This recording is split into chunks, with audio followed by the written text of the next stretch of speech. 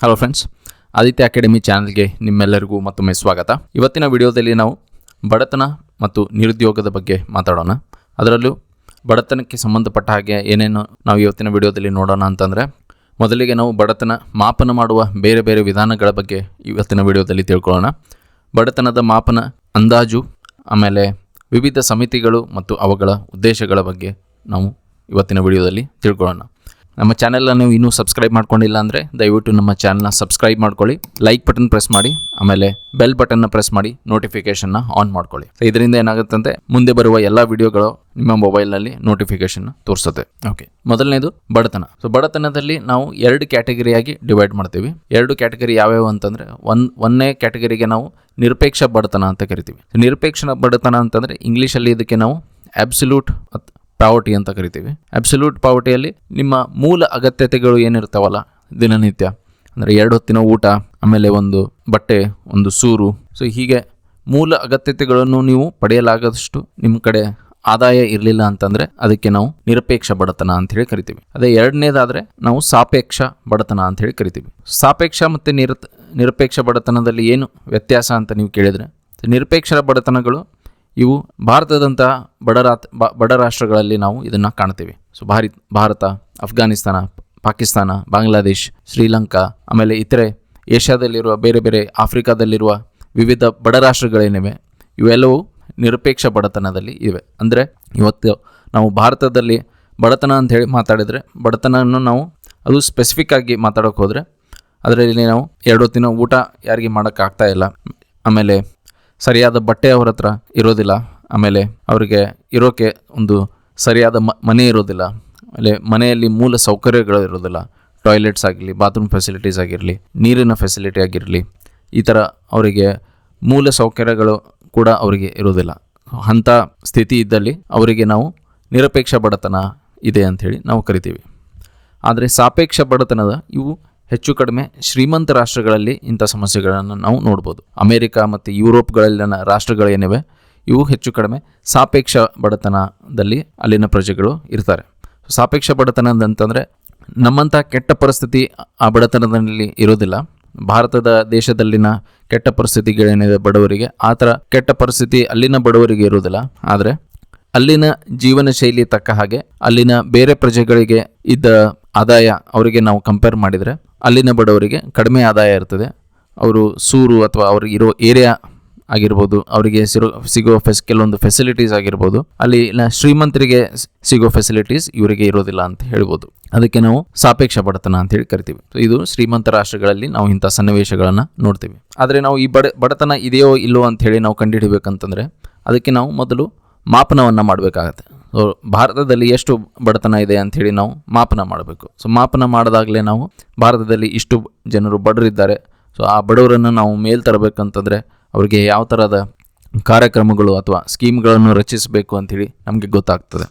ಹಾಗಾಗಿ ನಾವು ಮಾಪನ ಮಾಡಬೇಕಂತಂದರೆ ನಾವು ಮೊದಲು ವಿಧಾನಗಳ ಬಗ್ಗೆ ತಿಳ್ಕೊಬೇಕು. ಯಾವ್ಯಾವ ವಿಧಾನಗಳು ಅಂಥೇಳಿ ನಾವು ಒಂದೊಂದಾಗಿ ನೋಡೋದಾದರೆ, ತಲಾ ಎಣಿಕೆಯ ಅನುಪಾತ. ಈ ಅನುಪಾತವನ್ನು ನಾವು ಹೇಗೆ ಕಂಡುಹಿಡಿತೀವಿ ಅಂತಂದರೆ, ಬಡತನ ರೇಖೆ ಇರ್ತದಲ್ಲ, ನಾವು ಇಂಗ್ಲೀಷಲ್ಲಿ ಇದನ್ನು ಬಿಲೋ ಪಾವರ್ಟಿ ಲೈನ್ ಅಂತ ಕರಿತೀವಿ ಅಂಥೇಳಿ. ಈ ರೇಖೆ ಕೆಳಗಡೆ ಇರೋರಿಗೆ ನಾವು ಬಡತನದಲ್ಲಿದ್ದಾರೆ ಅಂಥೇಳಿ ಹೇಳ್ಬೋದು. ಈ ರೇಖೆ ಮೇಲಿರೋರಿಗೆ ನಾವು ಅಬೋವ್ ಪಾವರ್ಟಿ ಲೈನ್ ಅಥವಾ ಬಡತನ ಮೇಲೆ ಇರೋರು ಅಂಥೇಳಿ, ಅಂದರೆ ಅವರು ಕಡು ಬಡತನ ಅವರಿಗೆ ಇಲ್ಲ. ಈ ರೇಖೆ ಒಂದು ಬೇರೆ ಬೇರೆ ಸಮಿತಿಗಳು, ಬೇರೆ ಬೇರೆ ಕಾರ್ಯಪಡೆಗಳು ರಚನೆ ಆಗಿದ್ದು ಅವುಗಳು ಈ ರೇಖೆಯನ್ನು ಅವಾಗವಾಗ ಚೇಂಜ್ ಮಾಡ್ತಾ ಹೋಗ್ತಿರ್ತಾರೆ, ಹೊಸ ರೇಖೆಗಳು. ಯಾಕಂದರೆ ಬೆಲೆ ಏರಿಕೆ ಆದಂಗೆ 1-5 ವರ್ಷ 3 ವರ್ಷ ಆದಂಗೆ ಹೊಸ ವ್ಯವಸ್ಥೆಗಳು ಬರ್ತವೆ. ಆ ವ್ಯವಸ್ಥೆಗಳ ತಕ್ಕ ಹಾಗೆ ಈ ಬಡವರಿಗೂ ಎಷ್ಟು ಫೆಸಿಲಿಟೀಸ್ ಅದರಿಂದ ತೊಗೊಳ್ತಾ ಇದ್ದಾರೆ ಅಂಥೇಳಿ ನಾವು ಮಾಪನ ಮಾಡಬೇಕಂತಂದರೆ ನಮ್ಮ ಬಡತನ ರೇಖೆಯನ್ನು ಅವಾಗವಾಗ ಮಾಡಬೇಕಾಗುತ್ತೆ.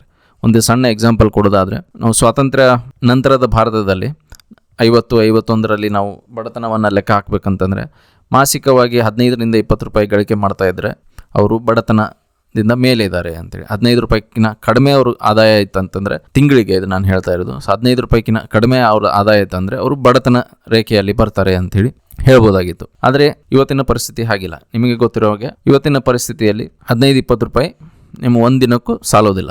ಹಾಗಾಗಿ ಆ ಬಡತನ ರೇಖೆಯನ್ನು ಅವಾಗವಾಗ ರಿವೈಸ್ ಮಾಡ್ತಾ ಇರ್ತಾರೆ. ಆ ರಿವೈಸ್ ಮಾಡೋಕ್ಕೆ ಬೇರೆ ಬೇರೆ ಸಮಿತಿಗಳು ರಚನೆ ಮಾಡಿ ಅವರ ಆ ಸಮಿತಿಯ ಅಧ್ಯಕ್ಷರ ನೇತೃತ್ವದಲ್ಲಿ ನಾವು ಬೇರೆ ಬೇರೆ ಮಾಪನವನ್ನು ಈ ಬಡತನ ರೇಖೆಯನ್ನು ನಾವು ಮತ್ತೆ ರಿವೈಸ್ ಮಾಡ್ತಾ ಇರ್ತೀವಿ ಸರ್ಕಾರದ ವತಿಯಿಂದ. ಸೊ ಆ ರಿವೈಸ್ ಮಾಡುವ ಒಂದು ಬಡತನ ರೇಖೆಯನ್ನು ನಾವು ನೋಡೋದಾದರೆ ಇಲ್ಲಿ ಮಾಪನ ವಿಧಾನಗಳನ್ನು ತಲಾ ಎಣಿಕೆಯ ಅನುಪಾತ ನಾವು ಹೇಗೆ ಕ್ಯಾಲ್ಕುಲೇಟ್ ಮಾಡ್ತೇವೆ, ಆ ಬಡತನ ರೇಖೆಯನ್ನು ನೋಡಿ ಆ ಬಡತನ ರೇಖೆ ಕೆಳಗಡೆ ಎಷ್ಟು ಜನರಿದ್ದಾರೆ ಅಂಥೇಳಿ, ನಮ್ಮ ಜನಸಂಖ್ಯೆ ಅಂದಾಜು 1,000 ಅಂಥೇಳಿ ಉದಾಹರಣೆಗಾಗಿ ತಗೋಣ. ಸೊ ಈ 1,000 ಜನರು, ಇದರಲ್ಲಿ ಎಷ್ಟು ಜನ ಬಡವರಿದ್ದಾರೆ ಅಂತಂದರೆ 600 ಜನ ಬಡವರಿದ್ದಾರೆ ಅಂತೇಳಿ ಅಂದ್ಕೊಳ್ಳೋಣ. ಸೊ 600 ಜನ ಬಡವರಿದ್ದರೆ ನಮ್ಮ ಈ ತಲಾ ಎಣಿಕೆಯ ಅನುಪಾತ 0.6 ಆಗುತ್ತೆ. ಸೊ ಇದನ್ನು ನಾವು ತಲಾ ಎಣಿಕೆಯ ಅನುಪಾತ ಅಂತೇಳಿ ಕರಿತೀವಿ. ಇದೊಂದು ಬಡತನ ಮಾಪನವನ್ನು ಮಾಡುವ ವಿಧಾನ. ಈಗ ಇದರಿಂದ ಗೊತ್ತಾಗ್ತದೆ ನಮ್ಮ 0.6, 1 ಅಂತಂದರೆ ಎಲ್ಲರೂ ಬಡವರಿದ್ದಾರೆ ಅಂಥೇಳಿ, 0 ಅಂತಂದರೆ ಯಾರೂ ಬಡವರಿಲ್ಲ. ಸೊ 1ರಿಂದ 0 ಮತ್ತು 1ರ ನಡುವೆ ಏನು ಅಂಕಿ ಬರ್ತದೋ ಆ ಅಂಕಿ ಆ ದೇಶದ್ದು ಅಷ್ಟು ಅನುಪಾತ ಇದೆ ಅಂಥೇಳಿ ತೋರಿಸ್ತದೆ. ಸೊ ಮುಂದಿನ ಮಾಪನದ ಬಗ್ಗೆ ನಾವು ಮಾತಾಡೋದಾದರೆ ಇದಕ್ಕೆ ನಾವು ಬಡತನ ಅಂತರ ಸೂಚ್ಯಂಕ ಅಂತೇಳಿ ಕರಿತೀವಿ. ಸೊ ಬಡತನ ಮತ್ತು ಬಡತನ ರೇಖೆಯ ಕೆಳಗಿರುವ ಕುಟುಂಬಗಳ ನಡುವೆ ಇರುವ ವ್ಯತ್ಯಾಸ. ಆಗಲೇ ಹೇಳಿದೆ ನಾನು. ಸೊ ಒಂದು ರೇಖೆ ಇದೆ, ಆ ರೇಖೆಯನ್ನು ನಾವು ಗುರುತಿಸಿದ್ದೀವಿ. ಆ ರೇಖೆಯಲ್ಲಿ ಎಷ್ಟು ಜನರಿದ್ದಾರೆ ಅಂಥೇಳಿ ನಾವು ಲೆಕ್ಕ ಹಾಕ್ಕೊಂಡು, ಆಮೇಲೆ ಆ ರೇಖೆಯ ಕೆಳಗಡೆ ಇರುವ ಜನರು ಅವರ ಆದಾಯ ಎಷ್ಟು, ಇದನ್ನು ನಾವು ಎರಡೂ ಕಂಪೇರ್ ಮಾಡಿ ನೋಡಿದಾಗ, ವ್ಯತ್ಯಾಸವನ್ನು ನೋಡಿದಾಗ, ಸೊ ಅದು ವ್ಯತ್ಯಾಸ ಜಾಸ್ತಿ ಇದ್ದಷ್ಟು ಏನಾಗುತ್ತದೆ, ಸೊ ಬಡತನ ಮತ್ತು ಬಡತನ ರೇಖೆ ಕೆಳಗಿರುವ ಕುಟುಂಬಗಳ ನಡುವೆ ದೊಡ್ಡ ವ್ಯತ್ಯಾಸ ಇದೆ ಅಂದರೆ ಆ ಸೂಚ್ಯಂಕದ ವ್ಯಾಲ್ಯೂ ಜಾಸ್ತಿ ಇರ್ತದೆ. ಆ ಸೂಚ್ಯಂಕದ ವ್ಯಾಲ್ಯೂ ಕಡಿಮೆ ಇತ್ತಂತಂದರೆ ಸೊ ಬಡತನದ ಮತ್ತು ಬಡತನದ ರೇಖೆ ಕೆಳಗಿರುವ ಜನರ ನಡುವೆ ಆ ವ್ಯತ್ಯಾಸ ಕಡಿಮೆ ಇದೆ. ಸೊ ನಾವು ಏನಾದರೂ ಒಂದು ಪ್ರೋಗ್ರಾಮ್ಸ್ ಮಾಡಿದರೆ ಆದಷ್ಟು ಬೇಗ ಆ ರೇಖೆ ಕೆಳಗಿರುವ ಜನರಿಗೂ ಕೂಡ ನಾವು ಮೇಲೆ ತರ್ಬೋದು ಅಂಥೇಳಿ ನಮಗೆ ಒಂದು ಲೆಕ್ಕ ಗೊತ್ತಾಗ್ತದೆ. ಸೊ ಇದಕ್ಕೆ ನಾವು ಬಡತನ ಅಂತರದ ಸೂಚ್ಯಂಕ ಅಂತ ಕರಿತೀವಿ. ಮೊದಲನೆಯದು ಸ್ಕ್ವೇರ್ಡ್ ಬಡತನ ಸೂಚ್ಯಂಕ ಅಂಥೇಳಿ. ಸ್ಕ್ವೇರ್ ಬಡತನ ಸೂಚ್ಯಂಕ ಹೇಗೆ ಕಂಡುಹಿಡಿತಾರೆ ಅಂತಂದರೆ, ಬಡತನದ ಅಂತರ ಏನಿರ್ತದಲ್ಲ ಆ ಅಂತರವನ್ನು ನಾವು ದ್ವಿಗುಣಿಸ್ಬೇಕು, ಅಂದರೆ ಮಲ್ಟಿಪ್ಲೈ ಇಂಟು 2 ಮಾಡ್ತೀವಿ. ಸೊ ಮಾಡಿದಾಗ ಪ್ರಮಾಣಬದ್ಧ ಒಂದು ಮಧ್ಯಂಕ ಸಿಗ್ತದೆ. ಆ ಮಧ್ಯಂಕವೇ ಇದು ಸ್ಕ್ವೇರ್ಡ್ ಬಡತನ ಸೂಚ್ಯಂಕ ತಿಳಿಸುತ್ತದೆ. ಸೊ ಇದು ಯಾಕೆ ಕ್ಯಾಲ್ಕುಲೇಟ್ ಮಾಡ್ತೇವೆ ಅಂತಂದರೆ, ಒಂದು ಸಮಾಜದಲ್ಲಿ ಬಡತನದ ತೀವ್ರತೆ ಎಷ್ಟಿದೆ, ಆಮೇಲೆ ಬಡ ಜನರಲ್ಲಿ ಅಂತರ ಎಷ್ಟಿದೆ ಅವ್ರ ನಡದಲ್ಲಿ ಅಂಥೇಳಿ ಅದನ್ನು ನಾವು ನೋಡಬೇಕಂತಂದರೆ ನಾವು ಸ್ಕ್ವೇರ್ಡ್ ಬಡತನ ಸೂಚ್ಯಂಕವನ್ನು ಆ ಸಮಾಜದ ಒಂದು ಸೂಚ್ಯಂಕವಾಗಿ ನೋಡಬೇಕಾಗ್ತದೆ. ಮುಂದಿನದು ಸೇನ್ ಬಡತನ ಸೂಚ್ಯಂಕ. ಸೊ ಸೇನ್ ಅನ್ನೋದು ಡಾಕ್ಟರ್ ಅಮರ್ತ್ಯ ಸೇನ್ ಅಂತ ಏನಿದ್ರು, ಇವರಿಗೆ ನೋಬೆಲ್ ಪ್ರಶಸ್ತಿ ಕೂಡ ಸಿಕ್ಕಿತ್ತು. ಸೊ ಈ ಡಾಕ್ಟರ್ ಅಮರ್ತ್ಯ ಸೇನ್ ಏನಿದಾರಲ್ಲ, ಇವರು ಒಂದು ಸೂಚ್ಯಂಕವನ್ನು ತಯಾರು ಮಾಡ್ತಾರೆ. ಆ ಅವರದ್ದು ಒಂದು ಪರಿಕಲ್ಪನೆಯ ಮೇಲೆ ಒಂದು ಸೂಚ್ಯಂಕವನ್ನು ಒಂದು ಅಭಿವೃದ್ಧಿ ಮಾಡ್ತಾರೆ. ಹೇಗೆ ಮಾಡ್ತಾರೆ ಅಂತಂದರೆ, ಅವರು ತಲಾ ಎಣಿಕೆ ಅನುಪಾತ ಮತ್ತು ಬಡತನ ಅಂತರ ಸೂಚ್ಯಂಕ ಮತ್ತು ಇನ್ನೊಂದು ಗಿನಿ ಕೋಎಫಿಷಿಯಂಟ್ ಅಂತ ಕರಿತೀವಿ, ಕನ್ನಡದಲ್ಲಿ ಅದನ್ನು ಗಿನಿ ಸಹಗುಣಾಂಕ ಅಂತ ಹೇಳಿ ಕರಿತೀವಿ. ಈ 3 ಮಾಪನ ವಿಧಾನಗಳನ್ನು ನೋಡಿ ಅದರ ಆಧಾರದ ಮೇಲೆ ಅವರು ಸೇನ್ ಬಡತನ ಸೂಚ್ಯಂಕ ಅಂಥೇಳಿ ಒಂದನ್ನು ಕಂಡುಹಿಡಿತಾರೆ. ಸೊ ಇದು ಯಾಕೆ ಮಾಡಬೇಕಾಯ್ತು ಅಂತಂದರೆ, ಇದನ್ನು ಕಂಡು ಹಿಡಿಯೋ ಹಿಂದಿನ ಉದ್ದೇಶ ಏನು ಅಂತಂತಂದರೆ, ಬಡತನದ ತೀವ್ರತೆ ಮತ್ತು ಆದಾಯದ ಅಸಮಾನತೆ ಆ ಸಮಾಜದಲ್ಲಿ ಎಷ್ಟು ಇದೆ, ಎಷ್ಟು ವ್ಯಾಪಕವಾಗಿ ಹರಡಿದೆ ಅಂಥೇಳಿ ನಾವು ತಿಳ್ಕೊಬೇಕಂತಂದರೆ ಸೇನ್ ಬಡತನ ಸೂಚ್ಯಂಕವನ್ನು ನಾವು ನೋಡಬೇಕಾಗತ್ತೆ. ಆಮೇಲೆ ಬಹುಮುಖ ಬಡತನ ಸೂಚ್ಯಂಕ ಅಂಥೇಳಿ ಮುಂದಿನ ವಿಧಾನದಲ್ಲಿ ನಾವು ಮಲ್ಟಿ ಡೈಮೆನ್ಷನಲ್ ಪಾವರ್ಟಿ ಅಂತೇಳಿ ಕರಿತೀವಿ. ಮಲ್ಟಿ ಡೈಮೆನ್ಷನಲ್ ಪಾವರ್ಟಿ ಇದೇನಾಗ್ತಿತ್ತು, ಮೊದಲು 2010ಕ್ಕಿಂತ ಮುಂಚೆ ನಾವು ಒಂದು ಬಡತನವನ್ನು ಲೆಕ್ಕ ಹಾಕಬೇಕಂತಂದರೆ ಅವರಿಗೆ ಊಟ, ಬಟ್ಟೆ, ಮನೆ ಸರಿಯಾಗಿ ಇದೆಯಾ ಅಷ್ಟೇ ನೋಡ್ತಾ ಇದ್ವಿ. ಅದರಲ್ಲೂ ಜಾಸ್ತಿ ಹೊತ್ತು ನಾವು ಅವರಿಗೆ ಆಹಾರ ಸಿಗ್ತಾ ಇಲ್ವೋ ಅಂಥೇಳಿ ಅಷ್ಟೇ ನಮ್ಮ ಗಮನ ಇರ್ತಾಯಿತ್ತು. ಆದರೆ ಜಗತ್ತು ಬೆಳೀತಾ ದೇಶಗಳು ಮುಂದೆ ವರಿತಾ ಟೆಕ್ನಾಲಜಿ ಎಲ್ಲ ಬಂದ ಮೇಲೆ ಬರೀ ಊಟ, ಆಹಾರ, ಬಟ್ಟೆ, ಸೂರು ಇವು 3ರಿಂದನೇ ಕೆಲಸ ಆಗೋದಿಲ್ಲ. ಅದರಿಂದ ಅದು ಕೂತ್ಕೊಳ್ಳೇ ಅವ್ರು ಬಡತನದಿಂದ ಹೊರಗಡೆ ಬಂದಿದ್ದಾರೆ ಅಂಥೇಳಿ ನಾವು ಹೇಳೋಕ್ಕಾಗೋದಿಲ್ಲ. ಯಾಕಂತಂದರೆ ಟೆಕ್ನಾಲಜಿ ಮುಂದುವರೆದಿದೆ, ಸಾಕಷ್ಟು ಫೆಸಿಲಿಟೀಸ್ಗಳು ದೇಶಗಳಲ್ಲಿ ಬೇರೆ ಬೇರೆ ನಾಗರಿಕರಿಗೆ ಸಿಗ್ತಾ ಇದೆ, ಶಿಕ್ಷಣ ಇದೆ, ಆರೋಗ್ಯ ಸೇವೆ ಇದೆ. ಸೊ ಇವು ಎಲ್ಲ ಅವರಿಗೆ ಸಿಗಲಿಲ್ಲ ಅಂತಂದರೆ ನಾವು ಅವ್ರು ಬಡವರಾಗಿಯೇ ಇದ್ದಾರೆ ಅಂಥೇಳಿ ಅದನ್ನು ಹೇಳ್ಬೋದು. ಇದೇ ಕಾರಣಕ್ಕಾಗಿ 2010ರಿಂದ ಎಲ್ಲ ಮಾನವ ಅಭಿವೃದ್ಧಿ ಸೂಚ್ಯಂಕಗಳು ಏನಿದೆ ಅದನ್ನು ಲೆಕ್ಕ ಹಾಕಬೇಕಾದ್ರೆ ಬಹುಮುಖ ಬಡತನ ಸೂಚ್ಯಂಕವನ್ನು ಗಮನದಲ್ಲಿ ಇಟ್ಟುಕೊಂಡೇ ಅಭಿವೃದ್ಧಿ ಸೂಚ್ಯಂಕವನ್ನು ಲೆಕ್ಕ ಹಾಕ್ತಾರೆ. ಕೊನೆಯದಾಗಿ ಬಡತನ ರೇಖೆ. ಈ ರೇಖೆ ಹೇಗೆ ಕಂಡುಹಿಡಿತಾರೆ ಅಂತಂದರೆ, ಆಗಲೇ ಹೇಳ್ದಂಗೆ ಬೇರೆ ಬೇರೆ ಸಮಿತಿಗಳು ಸ್ಟಡಿ ಮಾಡಿ ಇದನ್ನು ಈ ರೇಖೆಯನ್ನು ಕಂಡುಹಿಡಿತಾರೆ. ಈ ರೇಖೆ ಇರುವ ಕಾರಣ ಏನು, ಇದರ ಉದ್ದೇಶ ಏನು ಅಂಥೇಳಿ ನಾವು ನೋಡೋದಾದರೆ, ಸೊ ಜನಸಂಖ್ಯೆಯನ್ನು ಇದು ಡಿವೈಡ್ ಮಾಡ್ತದೆ. ಯಾರು ಬಡವರು, ಆಮೇಲೆ ಯಾರು ಬಡವರಲ್ಲದೆ ಇರುವರು. ಶ್ರೀಮಂತ ಅಂತ ಹೇಳೋಕ್ಕಾಗೋಲ್ಲ, ಬಡವರು ಅಲ್ಲದೇ ಇರುವವರು ಮತ್ತು ಯಾರು ಬಡವರು ಅಂತ ಹೇಳಿ ನಾವು ಗುರುತು ಮಾಡೋಕ್ಕೆ ಒಂದು ರೇಖೆಯನ್ನು ಎಳಿತೀವಿ. ಸೊ ಆಗಲೇ ಹೇಳ್ದಂಗೆ ಈ ರೇಖೆ ಟೈಮ್ ಟು ಟೈಮ್ ಇದನ್ನು ರಿವೈಸ್ ಮಾಡಲಾಗ್ತದೆ. ಒಂದೇ ರೇಖೆಯನ್ನು ನಾವು ಇಟ್ಕೊಂಡು ಹೋಗೋಕ್ಕಾಗೋದಿಲ್ಲ, ಯಾಕಂತಂದರೆ ಬೆಲೆ ಏರಿಕೆ ಆಗ್ತಾ ಇರ್ತದೆ, ಸಮಾಜದಲ್ಲಿ 108 ಬದಲಾವಣೆಗಳು ಬರ್ತಾ ಇರ್ತವೆ. ಹಾಗಾಗಿ ಆ ಬಡತನದ ರೇಖೆಯು ಕೂಡ ಆವಾಗ ಅದನ್ನು ಬದಲು ಮಾಡಬೇಕಾಗ್ತದೆ. ಸೊ ಇದೇ ಮಾಪನ ಮಾಡಬೇಕಂತಂದರೆ ನಾವು ಬಡತನವನ್ನು ಮಾಪನ ಮಾಡಲು ಅದನ್ನು ಅಂದಾಜು ನಮಗೆ ಗೊತ್ತಾಗಬೇಕು. ಬಡತನದ ಅಂದಾಜು ಎಷ್ಟಿದೆ, ನಮ್ಮ ದೇಶದಲ್ಲಿ ಇವತ್ತು ಬಡತನ ಎಷ್ಟಿದೆ ಅಂಥೇಳಿ ನಮಗೆ ಗೊತ್ತಿರಲಿಲ್ಲ ಅಂತಂದರೆ, ಸೊ ಅಂಥ ಜನರನ್ನು ನಾವು ಗುರುತು ಮಾಡಿ ಅವರಿಗೆ ಯಾವ ಸ್ಕೀಮ್ ಕೊಡಬೇಕು, ಅವರಿಗೆ ಬಡತನದಿಂದ ಹೇಗೆ ಹೊರಗಡೆ ತರಬೇಕು, ಅವರು ಅನುಭವಿಸುತ್ತಿರೋ ಕಷ್ಟಗಳು ಏನು ಅಂಥೇಳಿ ನಮಗೆ ಸರಿಯಾಗಿ ಗೊತ್ತಿರೋದಿಲ್ಲ. ಸೊ ಅದು ಗೊತ್ತಾಗಬೇಕಂತಂದರೆ ನಾವು ಅವ್ರನ್ನ ಸ್ಟಡಿ ಮಾಡಬೇಕಾಗುತ್ತೆ. ಆ ಸ್ಟಡಿ ಮಾಡಬೇಕಂತಂದರೆ ಸರ್ಕಾರ ಏನು ಮಾಡ್ತಿದೆ, ಟೈಮ್ ಟು ಟೈಮ್ ಆವಾಗವಾಗ ಸ್ವಾತಂತ್ರ್ಯ ಬಂದ ನಂತರ ಅಥವಾ ಸ್ವಾತಂತ್ರ್ಯ ಮುಂಚೆಯಿಂದನೂ ಕೂಡ ಬೇರೆ ಬೇರೆ ಥರದ ಮಾಪನ ವಿಧಾನಗಳನ್ನು ತರ್ತಾ ಇದೆ. ಸೊ ಮಾಪನ ವಿಧಾನಗಳು ಅಲ್ಲದೆ ಸಮಿತಿಗಳನ್ನು ರಚನೆ ಮಾಡ್ತದೆ. ಯಾಕಂದರೆ ಒಂದೊಂದು ಸಮಿತಿ ಒಂದೊಂದು ಮಾಪನ ವಿಧಾನಗಳನ್ನು ಇಟ್ಕೊಂಡು ಆ ಸಮಾಜದಲ್ಲಿ ಅಥವಾ ಭಾರತದಲ್ಲಿ ಎಷ್ಟು ಬಡವರಿದ್ದಾರೆ ಅಂಥೇಳಿ, ಆಮೇಲೆ ಫಸ್ಟು ನಾವು ಬಡತನವನ್ನು ಡಿಫೈನ್ ಮಾಡಬೇಕಾಗ್ತದೆ. ಸೊ ಆ ಬಡತನ ಒಂದು ಡಿಫೈನ್ ಮಾಡ್ತಾರೆ ಆ ಒಂದೊಂದು ಸಮಿತಿ. ಆ ಸಮಿತಿ ಏನು ಮಾಡ್ತದೆ, ಬಡತನವನ್ನು ಡಿಫೈನ್ ಇಟ್ಕೊಂಡು ಆಮೇಲೆ ಆ ರೇಖೆ ಕೆಳಗಡೆ ಎಷ್ಟು ಜನರಿದ್ದಾರೆ ಅಂಥೇಳಿ ಆಮೇಲೆ ಅದನ್ನು ಲೆಕ್ಕ ಮಾಡ್ತದೆ. ಒಂದು ಎಕ್ಸಾಂಪಲ್ ಕೊಡೋದಾತಂದರೆ, ಈಗ ತಿಂಗಳಿಗೆ 15 ರೂಪಾಯಿ ಬೇಕಾಗ್ತದೆ ಅಂತ ಅಂದ್ಕೊಳ್ಳಿ. ಎಕ್ಸಾಂಪಲ್ ನಾನು ಇದು ಸ್ವಾತಂತ್ರ್ಯ ಪೂರ್ವ ಭಾರತದ ಒಂದು ಎಕ್ಸಾಂಪಲ್ ಕೊಡ್ತಾ ಇದ್ದೇನೆ.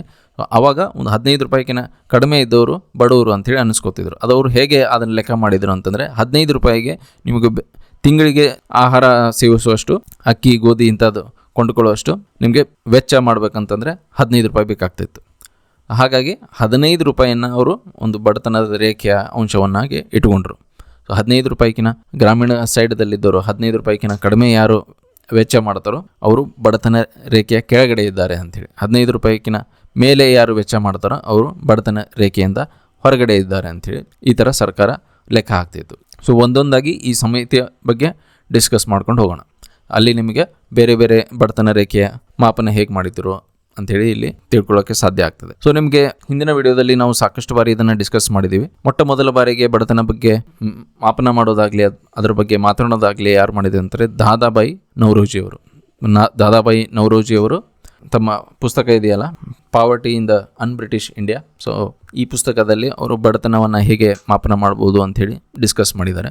ಸೊ ಅವ್ರನ್ನ ನಾವು ಹೊರತುಪಡಿಸಿದರೆ 1938ರಲ್ಲಿ ಜವಾಹರ್ಲಾಲ್ ನೆಹರು ನೇತೃತ್ವದಲ್ಲಿ ರಾಷ್ಟ್ರೀಯ ಯೋಜನಾ ಸಮಿತಿಯನ್ನು ರಚನೆ ಮಾಡಲಾಯಿತು. ಈ ಸಮಿತಿಯ ಉದ್ದೇಶ ಏನಿತ್ತಂತಂದರೆ, ಒಂದು ಕನಿಷ್ಠ ಜೀವನ ಮಟ್ಟದ ಆಧಾರದ ಮೇಲೆ ಬಡತನ ರೇಖೆಯನ್ನು ವ್ಯಾಖ್ಯಾನ ಮಾಡುವುದು. ಸೊ ಅದೇನು ಮಾಡ್ತು, ಒಂದು ಕನಿಷ್ಠ ಜೀವನ ಮಟ್ಟ ಆಗಲೇ ಒಂದು ಎಕ್ಸಾಂಪಲ್ ಕೊಟ್ಟ ಹಾಗೆ, ಸೊ 15 ರೂಪಾಯಿ ಒಂದು ಮಾಸಿಕ ವೆಚ್ಚ ಅಂಥೇಳಿ ಅದು ಲೆಕ್ಕ ತಗೋತು. 15ರಿಂದ 20 ರೂಪಾಯಿ. ಸೊ 15 ರೂಪಾಯಿ ಗ್ರಾಮೀಣ ಕಡೆ ಆಗಿರ್ಬೋದು, 20 ರೂಪಾಯಿ ನಗರ ಕಡೆ ಆಗಿರ್ಬೋದು. ಸೊ 15 ರೂಪಾಯಿಗಿನ ಕಡಿಮೆ ಇರೋರಿಗೆ ಅವರು ಏನು ಮಾಡಿದರು, ಬಡತನ ರೇಖೆಯನ್ನು ಕೆಳಗಡೆ ಇರೋರು ಅಂಥೇಳಿ.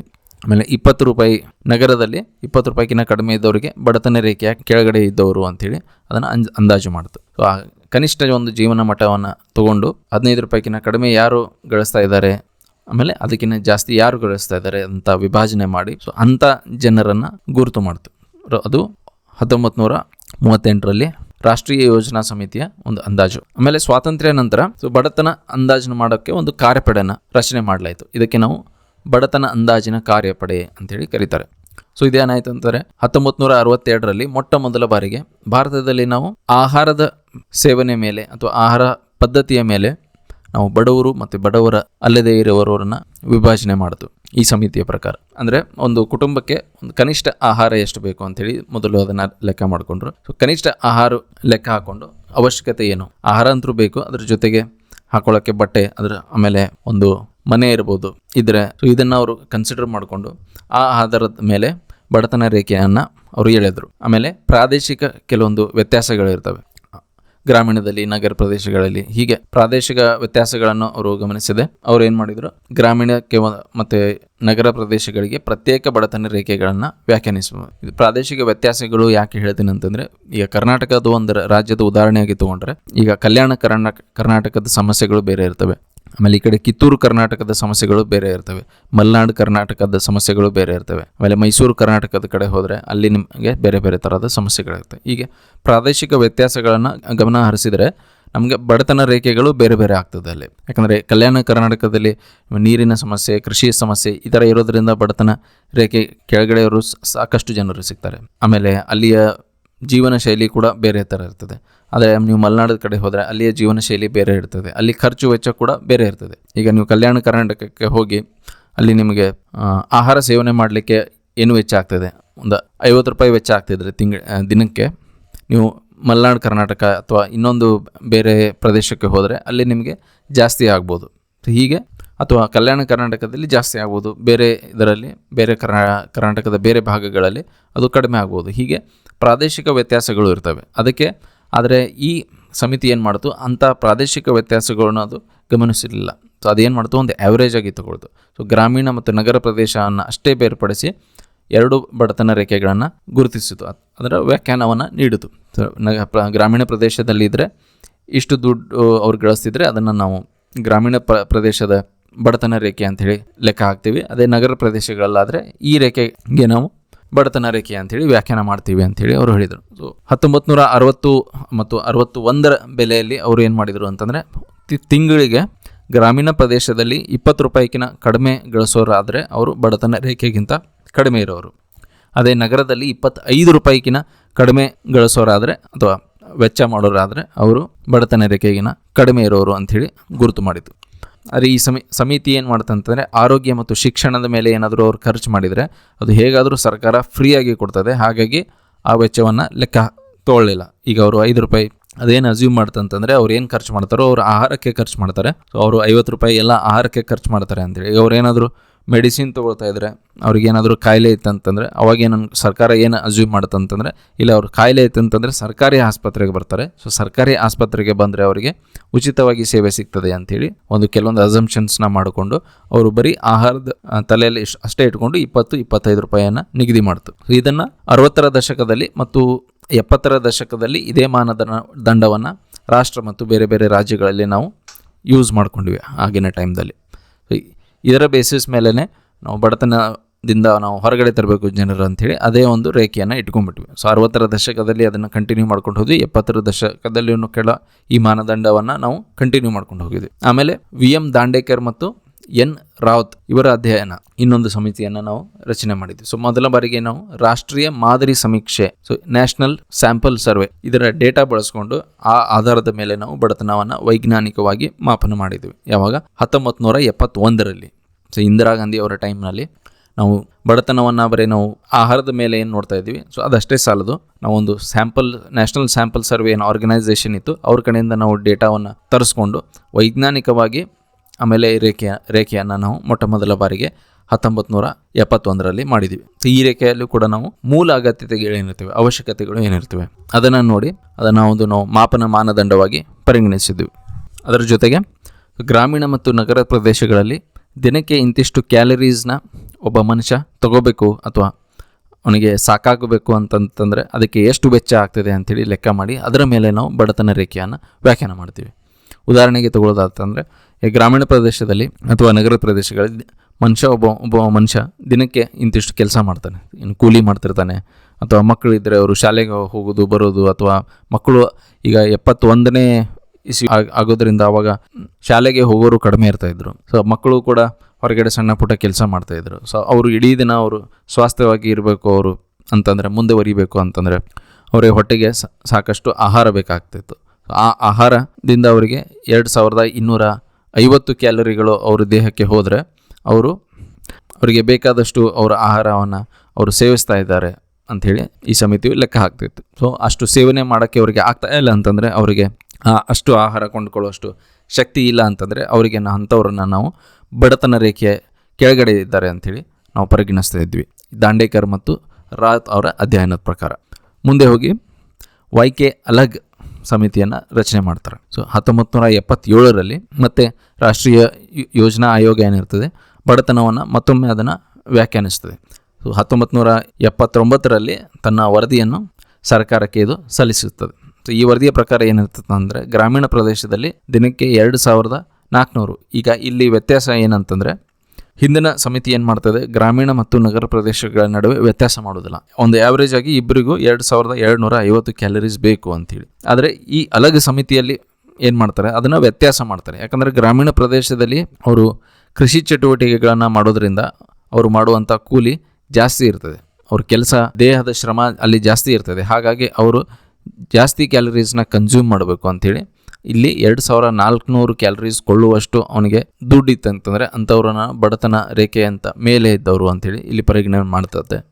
ಆದರೆ ನಗರ ಪ್ರದೇಶಗಳಲ್ಲಿ 2001 ಕ್ಯಾಲರೀಸ್ ಕೊಂಡ್ಕೊಳ್ಳೋಷ್ಟು ಅವನ ಹತ್ರ ದುಡ್ಡಿದ್ರೆ, ಅಷ್ಟು ಆಹಾರವನ್ನು ಅವನು ಅನುಭೋಗ ಮಾಡ್ತಾ ಇದ್ದರೆ ಅಂಥವನಿಗೆ ಬಡತನ ರೇಖೆಗಿಂತ ಮೇಲಿದ್ದಾರೆ ಅಂಥೇಳಿ ಹೇಳ್ಬೋದು. ಆದರೆ ಈ ಕ್ಯಾಲರೀಸ್ನ ಅವರು ತಗೊಳ್ಳೋಷ್ಟು ಅವರಿಗೆ ಸಾಮರ್ಥ್ಯ ಇಲ್ಲ, ಅವ್ರಿಗೆ ವೆಚ್ಚ ಮಾಡಿಸುವಷ್ಟು ಕೆಪಾಸಿಟಿ ಇಲ್ಲ ಅಂಥೇಳಿ ಅಂದ್ಕೊಂಡ್ರೆ ಅಂಥವ್ರಿಗೆ ನಾವು ಬಡತನ ರೇಖೆ ಕೆಳಗಡೆ ಇದ್ದಾರೆ ಅಂಥೇಳಿ ಈ ಸಮಿತಿಯ ಪ್ರಕಾರ ಹೇಳ್ಬೋದು. ಮುಂದೆ ಬಂದು ಲಕಡವಾಲ ಸೂತ್ರ ಅಂಥೇಳಿ. ಸೊ ಲಕಡವಾಲ ಸೂತ್ರ ಅಂತಂದರೆ DT ಲಕಡವಾಲ ಇವರ ಅಧ್ಯಕ್ಷತೆಯಲ್ಲಿ ಬಡತನವನ್ನು ಮತ್ತೆ ಅಧ್ಯಯನ ಮಾಡಲಿಕ್ಕೆ 1989ರಲ್ಲಿ ಮತ್ತೊಂದು ತಜ್ಞ ಸಮಿತಿಯನ್ನು ರಚನೆ ಮಾಡಲಿಕ್ಕೆ. ಸೊ ನೀವು ಆವಾಗಿಂದ ನೋಡ್ಬೋದು ಇಷ್ಟೊಂದು ಸಮಿತಿಗಳು ಬಂದು ಯಾಕಂತೇಳಿ. ಯಾಕೆ ಬರ್ತಾವೆ ಅಂತಂದರೆ ಆಗಿನ ಸಮಿತಿಗಳು ಬಂದು ಒಂದು ರಿಪೋರ್ಟ್ ಕೊಟ್ಟು ಹೋಗ್ತಾರೆ. ಸೊ ಇಂತಿಷ್ಟು ಕ್ಯಾಲರೀಸ್ ತೊಗೊಳ್ತಾ ಇದ್ದರೆ ಅವರು ಬಡವರಲ್ಲ, ಇಂತಿಷ್ಟು ಕ್ಯಾಲರೀಸ್ ತೊಗೊಳ್ತಾ ಇದ್ದರೆ ಅವರು ಬಡವರು ಅಂತೇಳಿ. ಆದರೆ ಸಮಾಜದಲ್ಲಿ ನಾನು ಹೇಳ್ತಾ ಇದ್ದೆ ಏರಿಳಿತಗಳು ಬರ್ತಾ ಇರ್ತವೆ. ಒಮ್ಮೆ ಆಹಾರದ ಒಳ್ಳೆ ಮಳೆ ಬೆಳೆ ಆಯ್ತಂದ್ರೆ ಆಹಾರದ ರೇಟ್ ಕಡಿಮೆ ಇರ್ತದೆ, ಎಲ್ಲರಿಗೂ ಆಹಾರ ಸಪ್ಲೈ ಮಾಡೋಕ್ಕೆ ಸಾಧ್ಯ ಆಗ್ತದೆ. ಕೆಲವೊಮ್ಮೆ ಮಳೆ ಬೆಳೆ ಸರಿಯಾದ ಟೈಮ್ಗೆ ಬರಲಿಲ್ಲ ಅಂತಂತಂದರೆ ಆವಾಗ ಆಹಾರದ ಉತ್ಪನ್ನ ಕಡಿಮೆ ಇರ್ತಾಯಿತ್ತು. ಸೊ ಆಹಾರದ ಉತ್ಪನ್ನ ಕಡಿಮೆ ಇರೋದ್ರಿಂದ ಏನಾಗ್ತಿತ್ತು, ಸಾಕಷ್ಟು ಎಲ್ಲರಿಗೂ ಆಹಾರ ಸಿಗ್ತಾಯಿದೆ ಅಲ್ಲ, ಹಾಗಾಗಿ ಬ್ಲ್ಯಾಕ್ ಮಾರ್ಕೆಟಲ್ಲಿ ಆಹಾರದ ರೇಟ್ ಸಿಕ್ಕಾಪಟ್ಟೆ ಏರಿಕೆ ಆಗ್ತಾಯಿತ್ತು. ಹಾಗಾಗಿ ನೀವು ಇಲ್ಲಿ ನೋಡ್ಬೋದು ಮೊದಲನೇದು 15ರಿಂದ 20 ರೂಪಾಯಿ, ಮೊದಲೇ ಸಮಿತಿಗಳು 15ರಿಂದ 20 ರೂಪಾಯಿ ಮಾಡಿದ್ದು.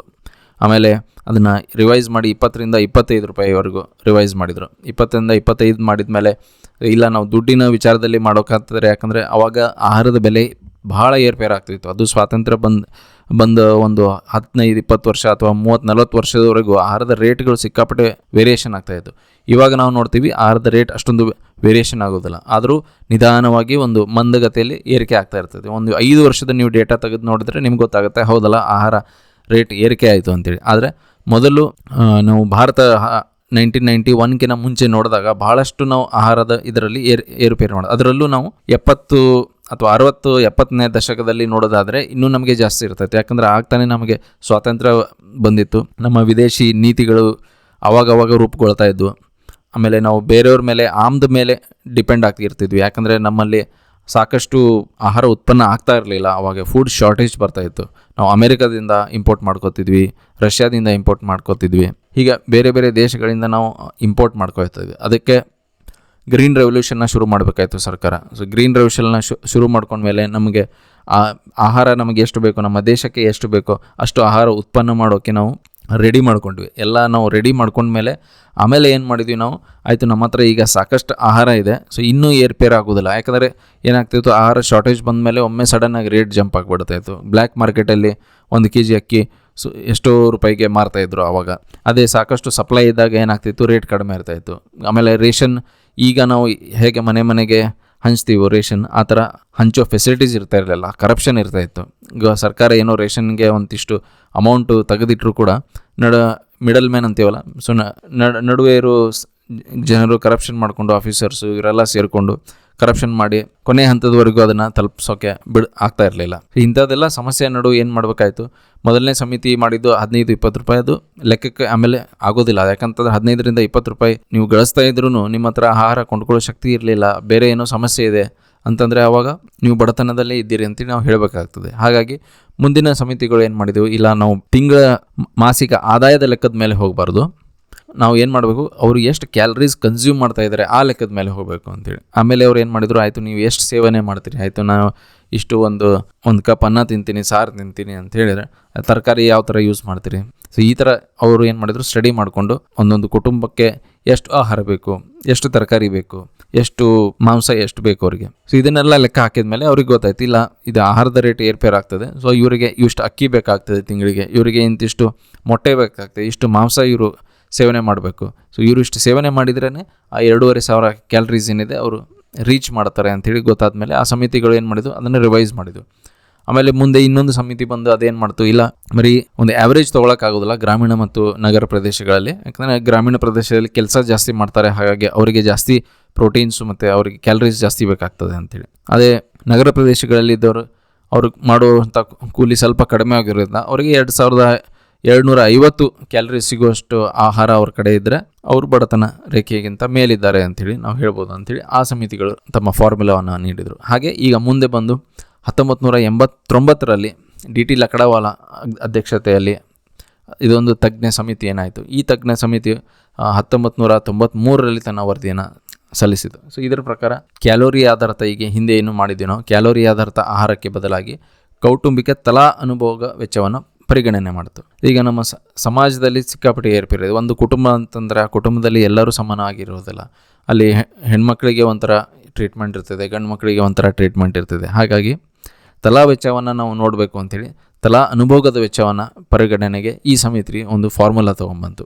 ಸೊ ಇದರ ಪ್ರಕಾರ ಇವ್ರ ಫಾರ್ಮುಲಾ ಪ್ರಕಾರ ನೋಡಿದಾಗ ಭಾರತದಲ್ಲಿ ನಮಗೆ 36.3% ಬಡತನ ಇದೆ ಅಂಥೇಳಿ ಇವರು ಹೇಳಿದರು. ಆಮೇಲೆ ಫಸ್ಟ್ ಟೈಮ್ ಇವ್ರು ಏನು ಮಾಡಿದರು, ಗ್ರಾಹಕ ಬೆಲೆ ಸೂಚ್ಯಂಕ ಅಂತಂದರೆ ಕನ್ಸ್ಯೂಮರ್ ಪ್ರೈಸ್ ಇಂಡೆಕ್ಸ್ ಅಂತ ಹೇಳಿ ಕರಿತೀವಲ್ಲ, ಕನ್ಸ್ಯೂಮರ್ ಪ್ರೈಸ್ ಇಂಡೆಕ್ಸ್ ಇದು ಮಾಡ್ತು. ಯಾಕಂತಂದರೆ ಹಿಂದೆ ಎಲ್ಲ ಕ್ಯಾಲರೀಸ್ ಅಷ್ಟೇ ನೋಡ್ತಾ ಇದ್ರು. ಮೊಟ್ಟ ಮೊದಲ ಬಾರಿಗೆ ಕನ್ಸ್ಯೂಮರ್ ಪ್ರೈಸ್ ಇಂಡೆಕ್ಷನ್ ಅದನ್ನು ಗಣನೆಗೆ ತೊಗೊಂಡು ಬಡತನವನ್ನು ವ್ಯಾಖ್ಯಾನ ಮಾಡ್ತು. ಆಗಲೇ ಹೇಳ್ದಂಗೆ ಬೆಲೆ ಏರಿಕೆ ಆಗ್ತಾ ಇತ್ತಲ್ಲ, ಬೆಲೆ ಏರಿಕೆ ಸಮಸ್ಯೆ ಇದು ಬರಬೇಕಂತಂದರೆ 1989ರಲ್ಲಿ ಈ 70ನೇ ದಶಕ ಮತ್ತು 80ನೇ ದಶಕದಲ್ಲಿ 60, 70, 80 ಸುಮಾರು ಬೆಲೆ ಏರಿಕೆಯನ್ನು ನಾವು ಕಾಣಿಸ್ತೀವಿ. ಅದರಲ್ಲೂ 70ನೇ ದಶಕದಲ್ಲಿ ನಮಗೆ ಬಹಳ ಸಮಸ್ಯೆ ಇರ್ತದೆ ನಮ್ಮ ದೇಶದಲ್ಲಿ. ಬೆಲೆ ಏರಿಕೆ ಸಮಸ್ಯೆ ನಿಮಗೆ ಹಿಸ್ಟ್ರಿಯನ್ನು ನಾವು ಸ್ಟಡಿ ಮಾಡಿದಾಗ 1975 ಎಮರ್ಜೆನ್ಸಿ ಬರಬೇಕಂದ್ರೆ ಇಂದಿರಾ ಗಾಂಧಿ ಅವರು ಟೈಮಲ್ಲಿ ಆ ಎಮರ್ಜೆನ್ಸಿಗೆ ಇಂಥವೇ ಸಾಕಷ್ಟು ಕಾರಣಗಳಿರ್ತವೆ. ಸೊ ಫುಡ್ ನಮಗೆ ಸಪ್ಲೈ ಮಾಡೋಕ್ಕೆ ಆಗ್ತಾ ಇರ್ತಿರಲಿಲ್ಲ ಸರ್ಕಾರಕ್ಕೆ. ಆಮೇಲೆ ಬಡತನ ವ್ಯಾಪಕವಾಗಿತ್ತು, ನಿರುದ್ಯೋಗ ವ್ಯಾಪಕವಾಗಿತ್ತು. ಸೊ ಇವೆಲ್ಲ ಕಾರಣದಿಂದ ಏನಾಗ್ತದೆ, ನಮ್ಮ ದೇಶದಲ್ಲಿ ಅಲ್ಲೋಲ ಕಲ್ಲೋಲ ಆಗ್ತಾ ಇರ್ತದೆ. ಸೊ ಬಹಳಷ್ಟು ಜನರು ಬಡತನದಲ್ಲಿ ಮತ್ತೆ ತಳಲ್ಪಡ್ತಿರ್ತಾರೆ.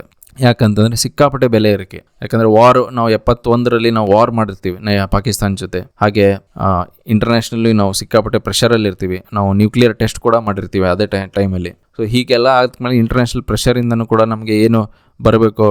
ಆಮೇಲೆ ಈ ಇಂಟರ್ನ್ಯಾಷನಲ್ ಕೆಲವೊಂದು ಇದರಿಂದ ಆಯಿಲ್ ಪ್ರೈಸಸ್ ಏನಿರ್ತದಲ್ಲ, ಕಚ್ಚಾ ತೈಲ ಏನು ಆಮದು ಮಾಡ್ಕೋತೀವಿ, ಅದರ ಪ್ರೈಸ್ಗಳು ಏರಿಕೆ ಆಗ್ತಾ ಇರ್ತದೆ. ಸೊ ಎಲ್ಲ ಸೇರಿಸಿ ನಮ್ಮ ದೇಶದಲ್ಲಿ ಬಹಳಷ್ಟು ಪ್ರೆಷರ್ ಇರ್ತದೆ, ಆಂತರಿಕವಾಗಿಯೂ ಮತ್ತು ಹೊರಗಡೆಯಿಂದನೂ ಕೂಡ. ಸೊ ಇದನ್ನೆಲ್ಲ ಪರಿಗಣನೆ ಮಾಡಿದರೆ ಆವಾಗ ನಾವು ಬೆಲೆ ಸೂಚ್ಯಂಕವನ್ನು ಲೆಕ್ಕ ತಗೊಳ್ತಿರಲಿಲ್ಲ, ಬಡತನವನ್ನು ಲೆಕ್ಕ ತಗೋಬೇಕಂತಂದರೆ. ಹಾಗಾದರೆ ಲಕಡವಾಲದವರು ಬಂದು ಏನು ಮಾಡ್ತಾರೆ, ಲಕಡವಾಲ ಇವರು ಅಧ್ಯಕ್ಷತೆಯಲ್ಲಿ ಸಮಿತಿ ಆದಮೇಲೆ ಇವರು ಇಲ್ಲ ಗ್ರಾಹಕ ಬೆಲೆ ಸೂಚ್ಯಂಕವನ್ನು ನೀವು ಗಮನದಲ್ಲಿ ಇಟ್ಟುಕೊಂಡೇ ಬಡತನವನ್ನು ವ್ಯಾಖ್ಯಾನ ಮಾಡಬೇಕು, ಇಲ್ಲ ಅಂತಂದರೆ ನಿಮಗೆ ನಿಜವಾದ ಬಡತನದ ರೇಖೆ ಗೊತ್ತಾಗೋದಿಲ್ಲ ಅಂಥೇಳಿ ಲಕಡವಾಲ ಸೂತ್ರ ತೊಗೊಂಬಂದರು. ಸೊ ಇದರ ಆಧಾರದ ಮೇಲೆ ರಾಜ್ಯಗಳು ತಮ್ಮ ರಾಜ್ಯದ ಅನುಗುಣವಾಗಿ ಬಡತನ ರೇಖೆಯನ್ನು ಅವರೇ ಡಿಫೈನ್ ಮಾಡಿಕೊಂಡ್ರು. ನಗರದಲ್ಲಿ ನಾವು ಎರಡು ಡಿಫ್ರೆನ್ಷಿಯೇಟ್ ಮಾಡ್ತೀವಿ. ಈಗ ನಗರದಲ್ಲಿ ಕಾರ್ಖಾನೆ ಕಾರ್ಮಿಕರು ಏನು ಮಾಡ್ತಾರೆ, ಅವರು 1 kg ಅಕ್ಕಿ ಕೊಂಡ್ಕೋಬೇಕು, ಆಮೇಲೆ 1 kg ಎಣ್ಣೆ ಕೊಂಡ್ಕೋಬೇಕು ಅಂತಂದರೆ ನಗರದಲ್ಲಿ ಅವರಿಗೆ ರೇಟ್ ಬೇರೆ ಇರ್ತದೆ. ಅದೇ ನೀವು ಗ್ರಾಮೀಣ ಇಲಾಖೆಯಲ್ಲಿ ಇದ್ದೀರಿ ಅಂತಂದರೆ ಇವ್ರಿಗೆ ಒಂದು ರೇಟ್ ಬೇರೆ ಇರ್ತದೆ. ಹಾಗಾಗಿ ಎರಡನ್ನ ನಾವು ಮತ್ತೆ ಇಲ್ಲಿ ಡಿಫ್ರೆನ್ಷಿಯೇಟ್ ಮಾಡಿದ್ದೀವಿ. ನಗರ ಗ್ರಾಹಕ ಬೆಲೆ ಸೂಚ್ಯಂಕ, ಆಮೇಲೆ ಗ್ರಾಮೀಣ ಪ್ರದೇಶದಲ್ಲಿ ಇವರಿಗೆ ಒಂದು ಗ್ರಾಹಕ ಬೆಲೆ ಸೂಚ್ಯಂಕವನ್ನು ಆಧಾರ ಮಾಡಿಕೊಂಡು ಅದರ ಪ್ರಕಾರ ನಾವು ಬಡತನ ರೇಖೆಯನ್ನು ನವೀಕರಣ ಮಾಡಿದ್ವಿ. ಮುಂದೆ 2005ರಲ್ಲಿ ಸುರೇಶ್ ಡಿ ತೆಂಡೂಲ್ಕರ್ ಅನ್ನುವರು ಇವರ ಅಧ್ಯಕ್ಷತೆಯಲ್ಲಿ ನಾವು ತೆಂಡೂಲ್ಕರ್ ಸಮಿತಿಯನ್ನು ರಚನೆ ಮಾಡಿದ್ದೀವಿ. ಯಾಕಂದ್ರೆ ಮತ್ತೆ ಸಾಕಷ್ಟು ಟೈಮ್ ಆಗಿದೆ, ಈಗ ಮತ್ತು 10-15 ವರ್ಷಗಳ ಕಾಲ ಕಳೆದು ಹೋಗಿದೆ. ಅವರು 93ರಲ್ಲಿ ಲಕಡವಾಲ ಅವರು ತಮ್ಮ ವರದಿಯನ್ನು ಸಲ್ಲಿಕೆ ಮಾಡಿದರು. ಸೊ 93ರಿಂದ 2005ರವರೆಗೂ ಅಂದರೆ 12 ವರ್ಷ ಟೈಮ್ ಆಗಿದೆ. ಸೊ 12 ವರ್ಷದಲ್ಲಿ ಮತ್ತೆ ಸಾಕಷ್ಟು ಇಂಡಿಯಾ ಏನಾಗಿದೆ, ಅವಾಗ 1991ನಲ್ಲಿ ನಾವು ಎಕನಾಮಿಯನ್ನು ಓಪನ್ ಮಾಡಿದ ಮೇಲೆ ಮತ್ತಷ್ಟು ಅವಕಾಶಗಳು ಬಂದಿದ್ದು ನಿಜ. ಆದರೆ ಅವಕಾಶದ ಜೊತೆಗೆ ಕೆಲವೊಂದು ಸಮಸ್ಯೆಗಳು ಹುಟ್ಟುಕೊಳ್ತವೆ. ಯಾಕಂತಂದರೆ ನೀವು ಒಂದು ಸಲ ಎಕನಾಮಿ ಓಪನ್ ಮಾಡಿದ ಕೂಡಲೇ ಸಡನ್ನಾಗಿ ಹೊಸ ಇನ್ಕಮ್ ಬಂದುಬಿಡುತ್ತೆ ನಿಮ್ಮ ಸಮಾಜದಲ್ಲಿ. ಸಡನ್ನಾಗಿ ಒಂದು ಇನ್ಕಮ್ ಬಂದ ಕೂಡಲೇ ಆಟೋಮೆಟಿಕ್ಕಾಗಿ ರೇಟ್ ಜಂಪ್ ಆಗುತ್ತೆ. ಕೆಲವೊಂದು ಬೇಸಿಕ್ ಅವಶ್ಯಕತೆ ಏನಿರ್ತಾವಲ್ಲ ಅಂಥ ಅವಶ್ಯಕತೆಗಳ ರೇಟ್ ಏರಿಕೆ ಆಗ್ತದೆ. ಸೊ ರೇಟ್ ಏರಿಕೆ ಆದ ಕೂಡಲೇ ಯಾರಿಗೆ ಅವಕಾಶ ಸಿಕ್ಕಿದೆಯೋ ಅವರು ಅದನ್ನು ಮ್ಯಾನೇಜ್ ಮಾಡ್ಕೊಂಡು ಹೋಗ್ತಾರೆ. ಆದರೆ ಯಾರಿಗೆ ಇನ್ನೂ ಅವಕಾಶ ಸಿಕ್ಕಿಲ್ಲ, ಗ್ರಾಮೀಣ ಕಡೆ ಆಗಿರ್ಬೋದು, ನಗರದಲ್ಲಿ ಇರ್ಬೋದು, ಈಗ ಏನಾಯಿತು 99ರಲ್ಲಿ ಎಕನಾಮಿ ಓಪನ್ ಮಾಡಿದ ಕೂಡಲೇ ಯಾರು ಎಜುಕೇಟೆಡ್ ಇದ್ದರೂ ಅವರಿಗೆ ಫಸ್ಟ್ ಚಾನ್ಸ್ ಸಿಕ್ತು, ಇಮಿಡಿಯೇಟಾಗಿ ಅವರಿಗೆ ಆದಾಯ ಬರೋಕ್ಕೆ ಶುರು ಆಯಿತು. ಆದರೆ ಯಾರು ಎಜುಕೇಟೆಡ್ ಇರಲಿಲ್ಲ, ಯಾರು ಇನ್ನೂ ಕಾರ್ಮಿಕರು ಇದ್ದರು ಅಥವಾ ಕೃಷಿ ಮೇಲೇ ಡಿಪೆಂಡ್ ಆಗಿದ್ದರು ಅಂಥವರಿಗೆ ಇನ್ನೂ ಅವಕಾಶ ಸಿಗಲಿಲ್ಲ. ಬೇರೆಯವ್ರಿಗೆ ಏನೋ ಇನ್ಕಮ್ ಬಂತು, ಆದರೆ ಇವರಿಗೆ ಇನ್ಕಮ್ ಬರಲಿಲ್ಲ. ಆದರೆ ಏನಾಯಿತು, ಅದ್ರ ಜೊತೆಗೆ ಬೇರೆಯವ್ರಿಗೆ ಇನ್ಕಮ್ ಬಂದ ಕೂಡಲೇ ಅವ್ರಿಗೆ ಕೊಂಡ್ಕೊಳ್ಳೋ ಶಕ್ತಿ ಜಾಸ್ತಿ ಆದಮೇಲೆ ಆಟೋಮೆಟಿಕಲಿ ಸಪ್ಲೈ ಡಿಮ್ಯಾಂಡ್ ಲೆಕ್ಕಕ್ಕೆ ತೊಗೊಂಡ್ರೆ ನಾವು ಮಾರ್ಕೆಟಲ್ಲಿ ರೇಟ್ ಏರಿಕೆ ಆಗಿಬಿಡ್ತದೆ. ಸೊ ರೇಟ್ ಏರಿಕೆ ಆಗೋದ್ರಿಂದ ಎಫೆಕ್ಟ್ ಆಗೋದು ಯಾರಿಗಿನ್ನೂ ಅವಕಾಶ ಸಿಕ್ಕಿಲ್ಲ, ಯಾರ ಆದಾಯ ಒಂದೇ ಥರದ ಆದಾಯ ಇದೆ ಅವರಿಗೆ ಅದು ಎಫೆಕ್ಟ್ ಆಗಿಬಿಡ್ತದೆ. ಅಥವಾ ಯಾರಿಗೆ ಆದಾಯನೇ ಇರೋದಿಲ್ಲ, ನಿರುದ್ಯೋಗಿಗಳು ಇರ್ತಾರೆ, ಅವರಿಗೆ ಅದನ್ನು ಎಫೆಕ್ಟ್ ಆಗಿ ಶುರು ಆಗಿಬಿಡ್ತದೆ. 1 kg 10 ರೂಪಾಯಿಗೆ 1 kg ನಿಮ್ಗೆ ಸಿಗ್ತಾ ಇತ್ತು ಅಕ್ಕಿ ಅಂತಂತಂದರೆ, ಬೆಲೆ ಏರಿಕೆ ಆದಮೇಲೆ ಅದು 15 ರೂಪಾಯಿಗೆ ಸಿಗೋಕ್ಕೆ ಶುರು ಆಯ್ತು ಅಂತಂದರೆ ನೀವು 1 kg ಸೇವನೆ ಮಾಡೋಕ್ಕಾಗಲ್ಲ. ಅವಾಗ ನೀವು ಅರ್ಧ kg ಸೇವನೆ ಮಾಡಬೇಕಾಗ್ತದೆ. ಹಾಗಾಗಿ 2005ರಲ್ಲಿ ಅದನ್ನು ಮತ್ತೆ ನಾವು ರಿವೈಸ್ ಮಾಡಬೇಕು ಅಂಥೇಳಿ ಒಂದು ಹೊಸ ಫಾರ್ಮುಲಾ ತೊಗೊಂಡು ಬರಬೇಕು ಅಂಥೇಳಿ 2005ರಲ್ಲಿ ಸಮಿತಿಯನ್ನು ರಚನೆ ಮಾಡಿತು. 2009ರಲ್ಲಿ ಇವರು 4 ವರ್ಷ ಟೈಮ್ ತೊಗೊಂಡು ತಮ್ಮ ವರದಿನ ಸಲ್ಲಿಕೆ ಮಾಡ್ತಾರೆ.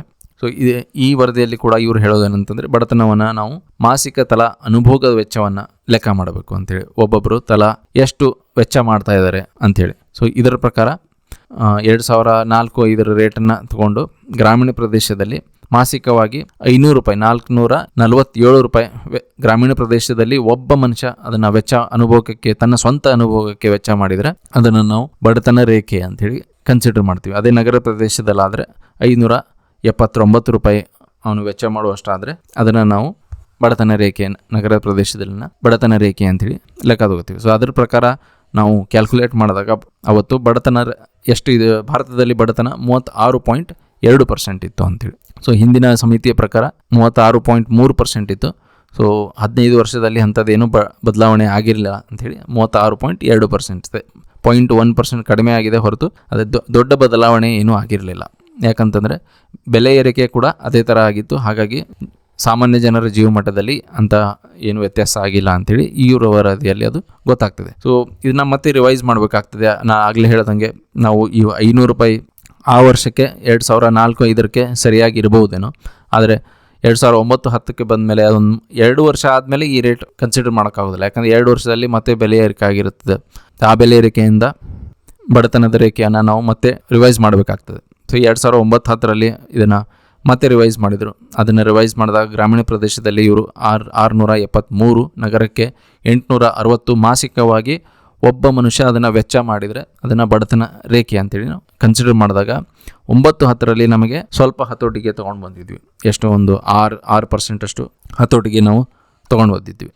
ಆಮೇಲೆ 2011-12 ತೆಂಡೂಲ್ಕರ್ ಸಮಿತಿ ಅದನ್ನು ಮತ್ತೆ ವ್ಯಾಖ್ಯಾನ ಮಾಡಿತು. ಆವಾಗ ಗ್ರಾಮೀಣ ಪ್ರದೇಶಕ್ಕೆ 816 ರೂಪಾಯಿ, ನಗರಕ್ಕೆ 1000 ರೂಪಾಯಿ. ಸೊ ಅಂದಾಜು ದಿನನಿತ್ಯ 1000 ಒಬ್ಬ ಖರ್ಚು ಮಾಡ್ತಾನೆ ಅಂತಂದರೆ, ತಿಂಗಳಿಗೆ 1000 ರೂಪಾಯಿ ಖರ್ಚು ಮಾಡ್ತಾನೆ ಒಬ್ಬ ಮನುಷ್ಯ ಅಂತಂದರೆ, ಒಂದು ಕುಟುಂಬ, 5 ಜನರ ಒಂದು ಕುಟುಂಬಕ್ಕೆ 5000 ರೂಪಾಯಿ ಮಾಸಿಕವಾಗಿ ಆದಾಯ ಇರಬೇಕು ಅಂಥೇಳಿ ಆ ಸಮಿತಿ ವ್ಯಾಖ್ಯಾನ ಮಾಡಿತು. ಆವಾಗ ನಾವು ಬಡತನ ಪ್ರಮಾಣ ನೋಡಿದಾಗ 21.9%.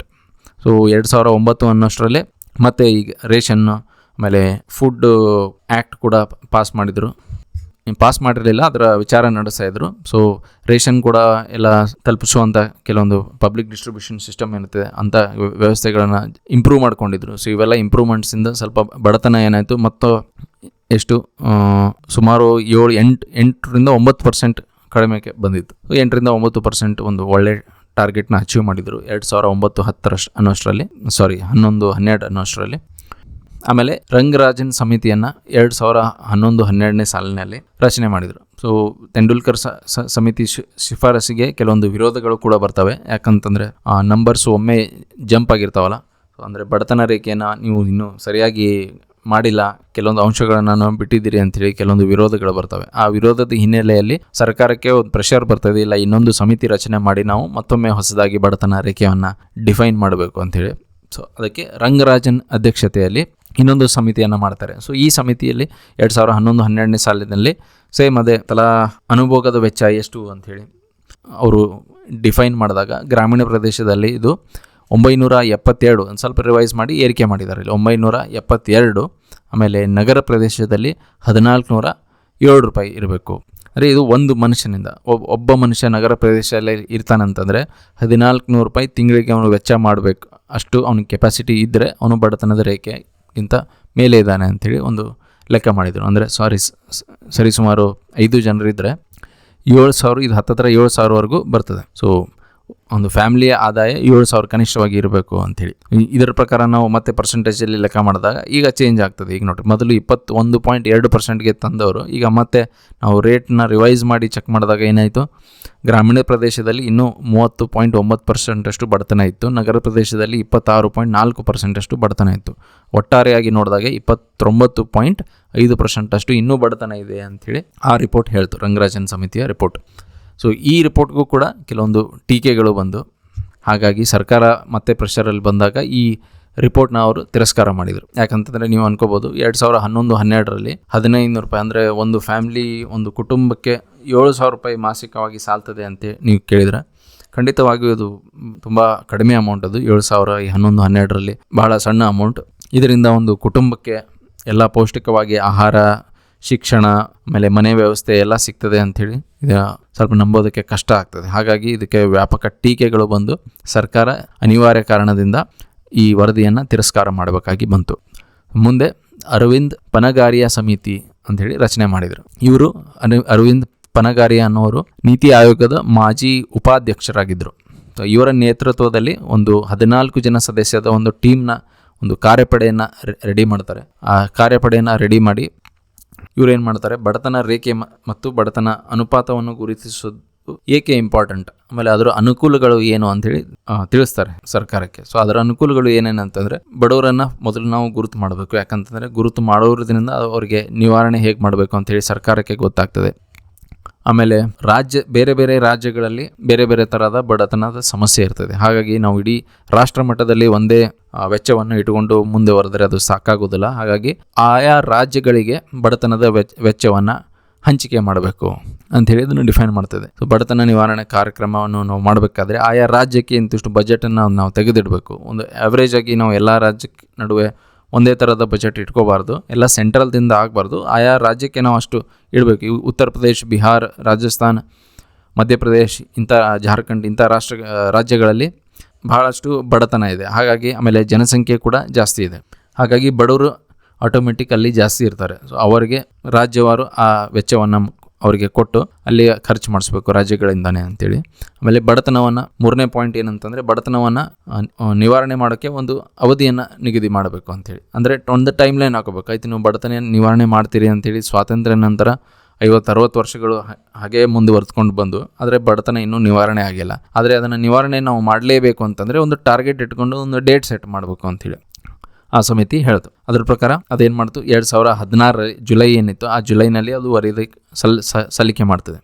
ಅಲ್ಲಿ ಬಡವರನ್ನು ಅಂದಾಜು ಮಾಡಲು 4 ಆಯ್ಕೆಗಳನ್ನು ಅವರು ಶಿಫಾರಸು ಮಾಡ್ತಾರೆ. ಹೇಗೆ ಅಂದಾಜು ಮಾಡ್ಬೇಕಂತಂದರೆ, ತೆಂಡೂಲ್ಕರ್ ಅವರ ಬಡತನ ರೇಖೆ ಏನಿತ್ತು ಅದನ್ನು ಮುಂದುವರಿಸ್ಕೊಂಡು ಹೋಗಬೇಕು ಅಂತೇಳಿ. ಬಡತನ ರೇಖೆ ಅಂತಂದರೆ ಅವರು ತಲಾ ಅನುಭೋಗ ವೆಚ್ಚ ಏನಿತ್ತು ಅದನ್ನೇ ನಾವು ತೊಗೊಂಡು ಇವತ್ತಿನ ಪ್ರೈಸ್ ಪ್ರಕಾರ ಎಷ್ಟಿರಬೇಕು ಅಂಥೇಳಿ ಅದನ್ನು ಮುಂದುವರ್ಸ್ಕೊಂಡು ಹೋಗಬೇಕು ಅಂಥೇಳಿ. ಆಮೇಲೆ ಬಡತನ ರೇಖೆಯನ್ನು ಬದಲಾವಣೆ, ಈಗ ರಂಗರಾಜನ್ ಅವರ ಬಡತನ ರೇಖೆ ಏನಿತ್ತು ಆಟೋಮೆಟಿಕ್ ಆಗಿ ಈಗ ಮತ್ತೆ ಕೆಲವೊಂದು ವರ್ಷ ಮುಂದೆ ಬಂದುಬಿಟ್ಟು 2016ಕ್ಕೆ ಬಂದುಬಿಟ್ಟಿವಿ ನಾವು. 2016ಕ್ಕೆ ಬಂದಿದ್ದೀವಿ ಅಂತಂದರೆ 2011ನೇ ರೇಟ್ಸ್ ಅವಾಗ ಬರೋದಿಲ್ಲ. ಸೊ ರಂಗರಾಜನ್ ಅವರು ಏನು ಬಡತನ ರೇಖೆಯನ್ನು ಕೊಟ್ಟಿದ್ರು ಅದನ್ನು ನಾವು ಬದಲಾವಣೆ ಮಾಡಬೇಕು ಅಂಥೇಳಿ. ಆಮೇಲೆ ತಳಹಂತದಲ್ಲಿ 30% ಜನಸಂಖ್ಯೆ ಏನಿದ್ದಾರೆ ಅವರಿಗೆ ಬಡತನ ರೇಖೆಯಿಂದ ನಾವು ಮೇಲೆ ತರೋಕ್ಕೆ ಪ್ರಯತ್ನ ಮಾಡಬೇಕು ಅಂಥೇಳಿ. ಸೊ 30% ಜನರು ನಮ್ಮ ಸಮಾಜದಲ್ಲಿ ಏನು ಕೆಳಗಡೆ ಇರೋ ಅವರು ಕಡುವು ಬಡತನದಲ್ಲಿ ಇದ್ದಾರೆ, ಅವ್ರನ್ನ ನಾವು ಮೇಲ್ಗಡೆ ತರಬೇಕು. ಆಮೇಲೆ ಬಡತನ ನಿವಾರಣೆ ಅಂತಂದರೆ ಬರೀ ಅವರಿಗೆ ಅಕ್ಕಿ ಕೊಡೋದು ಅಷ್ಟೇ ಅಲ್ಲ, ಪೌಷ್ಟಿಕವಾದ ಆಹಾರ ಕೊಡುವುದು. ಪೌಷ್ಟಿಕತೆ, ಈಗ ಪೌಷ್ಟಿಕತೆ ನಾವು ಬರೀ ರೇಷನ್ ಹಂಚೋದ್ರಿಂದ ಸಿಗೋದಿಲ್ಲ. ಯಾಕಂದರೆ ರೇಷನ್ನಲ್ಲಿ ನಾವು ಅಕ್ಕಿ ಕೊಡ್ಬೋದು, ಗೋಧಿ ಕೊಡ್ಬೋದು, ರಾಗಿ ಕೊಡ್ಬೋದು. ಅದು ರಾಗಿ ಕೂಡ ಕೊಡ್ತಾ ಇಲ್ಲ, ಬರೀ ಅಕ್ಕಿ ಕೊಡ್ತೀವಿ.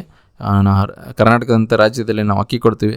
ಬೇರೆ ಈಗ ನಾರ್ತ್ ಇಂಡಿಯಾದಲ್ಲಿ ಹೋದರೆ ಗೋಧಿ ಕೊಡ್ಬೋದಲ್ಲಿ. ಆದರೆ ಆಯಾ ಪ್ರದೇಶಕ್ಕೆ ತಕ್ಕ ಹಾಗೆ ನಾವು ಆಹಾರವನ್ನು ಕೊಡಬೇಕಾಗ್ತದೆ. ಬರೀ ಅಕ್ಕಿಯಿಂದ ಪೌಷ್ಟಿಕತೆ ಇರೋದಿಲ್ಲ. ಅವ್ರಿಗೆ ವೆಜಿಟೇಬಲ್ಸ್ ಸಿಗಬೇಕು, ಬೇರೆ ಬೇರೆ ಪ್ರೋಟೀನ್ ಸಿಗಬೇಕು. ಅದೆಲ್ಲ ಯಾವಾಗ ಸಿಗ್ತದೆ ಅಂತಂದರೆ ಅವ್ರು ಸಣ್ಣ ಮಕ್ಕಳು ಸ್ಕೂಲಿಗೆ ಹೋಗ್ತಾರಲ್ಲ, ನಾವು ಸ್ಕೂಲಲ್ಲಿ ಅಂಥ ಕಾರ್ಯಕ್ರಮಗಳನ್ನು ರಚನೆ ಮಾಡಿ ಅಲ್ಲಿ ಅವರಿಗೆ ಹಾಲು, ಮೊಟ್ಟೆ ಈ ಥರ ಕೊಡೋದ್ರಿಂದ ಅಲ್ಲಿ ಅವರಿಗೆ ಪೌಷ್ಟಿಕತೆಯನ್ನು ಕೊಡಬೇಕಾಗ್ತದೆ. ಸೊ ಹೀಗೆ ಎಲ್ಲವನ್ನು ನಾವು ಸೇರಿಸಿನ ನಾವು ಬಡತನವನ್ನು ರೇಖೆಯನ್ನು ನಾವು ಲೆಕ್ಕ ಮಾಡಬೇಕಾಗ್ತದೆ. ಆಮೇಲೆ ವಸತಿ, ಅವರಿಗೆ ಪಕ್ಕಾ ಮನೆ ಇರಬೇಕು. ಈಗ ಗುಡಿಸಲು ಇರೋದು ಅಥವಾ ಏನೋ ನೀರಿನ ಫೆಸಿಲಿಟಿ ಇಲ್ಲದೆ ಇರೋ ಮನೆ, ಸರಿಯಾದ ರೋಡ್ ಫೆಸಿಲಿಟಿ ಇಲ್ಲದೆ ಇರೋ ಮನೆ, ಹೀಗೆ ಚರಂಡಿ ಪಕ್ಕದ ಎಲ್ಲೋ ಒಂದು ಅಕ್ರಮವಾಗಿ ಮನೆ ಇರೋದು ಆ ಥರ ಅಲ್ಲ. ಅವ್ರಿಗೆ ಒಳ್ಳೆಯ ನೀರಿನ ಫೆಸಿಲಿಟಿ, ಕರೆಂಟ್ ಫೆಸಿಲಿಟಿ, ಈಗಿನ ಕಾಲದಲ್ಲಿ ನೋಡೋದಾದ್ರೆ ಇಂಟರ್ನೆಟ್ ಫೆಸಿಲಿಟಿ, ಹೀಗೆ ಎಲ್ಲ ಸವಲತ್ತುಗಳು ಅವ್ರ ಮನೆಗೆ ತಲುಪೋ ಹಾಗೆ ಜಾಗ ಇರಬೇಕು. ಅದು ಸಕ್ರಮವಾಗಿ ಆ ಜಾಗ ಇರಬೇಕು. ಆಮೇಲೆ ಆ ಸಕ್ರಮವಾದ ಜಾಗದಲ್ಲಿ ಅವರು ವಸತಿ ಒಂದು ಪಕ್ಕಾ ಮನೆಯಲ್ಲಿ ಅವರು ಇರೋ ಹಾಗಿರಬೇಕು. ಯಾಕಂದರೆ ಮಳೆ ಬರಲಿ, ಏನು ನೆರೆ ಬರಲಿ, ಈ ಥರ ಸಮಸ್ಯೆಗಳು ಬಂದಾಗ ಅವ್ರ ಮನೆ ಕೊಚ್ಕೊಂಡು ಹೋಗಬಾರ್ದು. ಹಾಗೆ ಅವರು ಒಂದು ಪಕ್ಕಾ ಮನೆ ಇರಬೇಕು. ಅವರಿಗೆ ಸೇಫ್ ಆಗಿರಬೇಕು. ಅದು ಕುಡಿಯೋ ನೀರು ಅವ್ರಿಗೆ ತಲುಪಬೇಕು. ಆಮೇಲೆ ಟಾಯ್ಲೆಟ್ ಫೆಸಿಲಿಟೀಸ್ ಅವರು ಮನೆಯಲ್ಲಿ ಮಾಡ್ಕೊಳ್ಳೋ ಹಾಗೆ ಇರಬೇಕು. ವಿದ್ಯುತ್ ಸಂಪರ್ಕ, ಈ ಥರ ಎಲ್ಲ ಸಂಪರ್ಕ ಸೌಲಭ್ಯಗಳು, ಟೆಲಿಫೋನ್ ಆಗಿರ್ಬೋದು, ಎಲ್ಲ ಸಂಪರ್ಕ ಸೌಲಭ್ಯಗಳು ಅವ್ರ ಮನೆಯವರೆಗೂ ಮುಟ್ಟೋ ಹಾಗೆ ಇದ್ದಾಗಲೇ ನಾವು ಬಡತನ ನಿವಾರಣೆ ಅಂಥೇಳಿ ಅನ್ಬೋದು. ಈ ಸುಮ್ಮನೆ ಒಬ್ಬ ಗುಡಿಸೋದಲ್ಲಿದ್ದಾನೆ, ಏನೋ ಒಂದು 2 ಹೊತ್ತು ರೇಷನ್ ಕೊಡ್ತಾ ಇದ್ದೀವಿ, ಗುಡಿಸಲೇ ಇದೆ ಅವರಿಗೆ, ಅಲ್ಲಿ ಏನೋ ತಿಂದ್ಕೊಂಡು ಬದುಕ್ತಾ ಇದ್ದಾರೆ ಅಂತಂದರೆ ಅವರಿಗೆ ಬಡತನದಿಂದ ಹೊರಗಡೆ ಇದ್ದಾರೆ. ಬರೀ ಆಹಾರ ಸೇವನೆ ಮೇಲೆ ನಾವು ಡಿಸೈಡ್ ಮಾಡೋಕ್ಕಾಗೋದಿಲ್ಲ ಬಡತನದಿಂದ ಹೊರಗಡೆ ಇದ್ದಾರೋ ಇಲ್ಲೋ ಅಂಥೇಳಿ. ನಾವು ಪೌಷ್ಟಿಕತೆ ಇದೆಲ್ಲ ಗಮನಕ್ಕೆ ತಗೊಂಡಾಗ ಬಡತನದ ರೇಖೆ ಕೆಳಗಡೆ ಯಾರಿದ್ದಾರೆ, ಬಡತನ ರೇಖೆ ಮೇಲೆ ಯಾರಿದ್ದಾರೆ ಅಂತ ನಮಗೆ ಅರವಿಂದ್ ಪನಗಾರಿಯಾ ಸಮಿತಿಯ ಪ್ರಕಾರ ನಮಗೆ ಗೊತ್ತಾಗ್ತದೆ.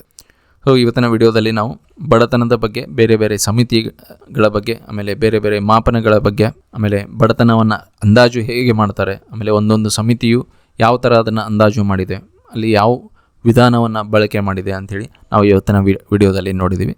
ಮುಂದಿನ ವಿಡಿಯೋದಲ್ಲಿ ನಾವು ಮತ್ತೊಂದು ಟಾಪಿಕ್ ಒಂದಿಗೆ ನಿಮ್ಮ ಮುಂದಿಗೆ ಮತ್ತೆ ಬರ್ತೀವಿ. ನಮ್ಮ ಚಾನೆಲ್ನ ನೀವು ಸಬ್ಸ್ಕ್ರೈಬ್ ಮಾಡ್ಕೊಂಡಿಲ್ಲ ಅಂದರೆ ಸಬ್ಸ್ಕ್ರೈಬ್ ಮಾಡ್ಕೊಳ್ಳಿ. ನಮ್ಮ ವಿಡಿಯೋಸ್ನ ನಿಮ್ಮ ಫ್ರೆಂಡ್ಸ್ ಜೊತೆಗೆ ಶೇರ್ ಮಾಡಿ, ಲೈಕ್ ಮತ್ತು ಬೆಲ್ ಬಟನ್ನ ಪ್ರೆಸ್ ಮಾಡಿ. ಮುಂದೆ ಎಲ್ಲ ಬರೋ ವಿಡಿಯೋಸ್ ಬಗ್ಗೆ ನಿಮಗೆ ನೋಟಿಫಿಕೇಷನ್ ಬರೋ ಹಾಗೆ ಮಾಡಿಕೊಳ್ಳಿ. ಮತ್ತೊಂದು ವಿಡಿಯೋದೊಂದಿಗೆ ನಿಮ್ಮ ಮುಂದೆ ಬರ್ತೀನಿ. ಅಲ್ಲಿವರೆಗೂ ಥ್ಯಾಂಕ್ ಯು ಫಾರ್ ವಾಚಿಂಗ್.